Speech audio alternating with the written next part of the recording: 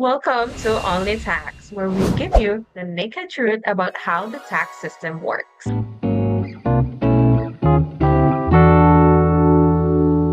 We're back with a fresh episode of OnlyTax today.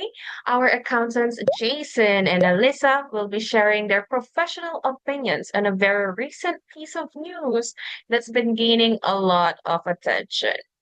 This update was posted by the White House on Instagram and has sparked a strong reactions from citizens across the country.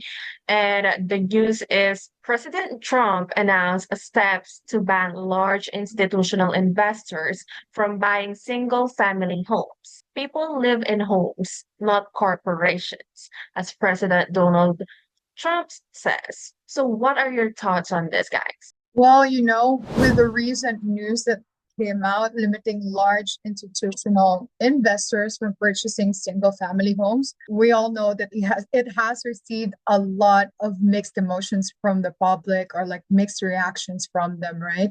But from my perspective as an accountant, well, this could be a meaningful step forward, helping individual buyers and families compete in today's housing market. Well, over the past few years, we've seen a lot of large institutions come in with significant capital, often outbidding regular buyers, which can also push prices higher and reduce available inventory for people who actually want to live in that house. Well, from a financial standpoint, this shift could help stabilize certain markets and potentially slow down aggressive price increases. For first time buyers, especially, having less competition from large corporations may definitely improve affordability and access to home ownership. Right, Jason? So you made some great points there, Elisa, but just for this one video, I'm going to take off my accountant hat and I'm going to put on my real estate investor hat because as you guys know, I am a real estate investor also. I've been investing in real estate since 2018 and also I'm 37 years old, so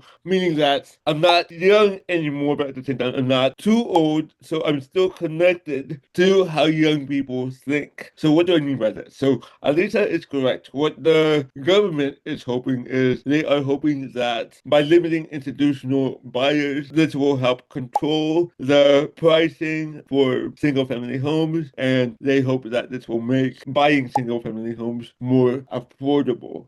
And I would say that this is only a piece of the puzzle because number one is that yes, institutional buyers have been buying more single family homes, especially as multifamily and commercial properties became more expensive, especially during 2021, 2022, and parts of 2023. So even though yes, some regular Americans did become priced out because some institutional buyers were buying up a lot of the single family homes. At the same time, I read somewhere that some sources claim that the single family home supply here in America, what I'm trying to say is that only 5% of the single family homes in America is owned by institutional buyers. So, meaning that I don't think that this is going to have as much of an impact as the White House is hoping it's going to have. Part of the reason why is that younger people just have different values compared to our parents, right? Because our parents and the generation that came before them, they really valued buying a house so that they could start a family and then raise their family in that house. But I think that the generation of today value traveling more, value experiences more. So then therefore, people are buying houses later on in life. If they buy one at all, some people would rather just rent so that they could travel more easier. They could move cross country if they wanted to easier. And also as a landlord, I could tell you that the tenant has less responsibilities when it comes to repairs when something breaks at their house. So that's more appealing to younger people nowadays. So it's going to be interesting if this is really going to encourage younger people to buy more single family homes moving forward. So I can't really make a solid prediction on this, at least on Green, but that's just my 2 cents on this. Thank you, Alyssa and Jason, for sharing your insights, not just an accountant, but also a real estate agent as well, or homeowner as well. This is clearly a developing issue with potential impacts on home buyers, investors, and the real estate market as a whole. We'll continue to monitor updates and break down what they mean from a financial and accounting perspective. If you'd like us to answer your questions in an upcoming episode of Only Tax, feel free to submit them in our private Facebook group, REI Tax Hack, and your question could be the one we feature next. Thanks again for tuning in. This is Only Tax, where we give you the naked truth about how the tax system works.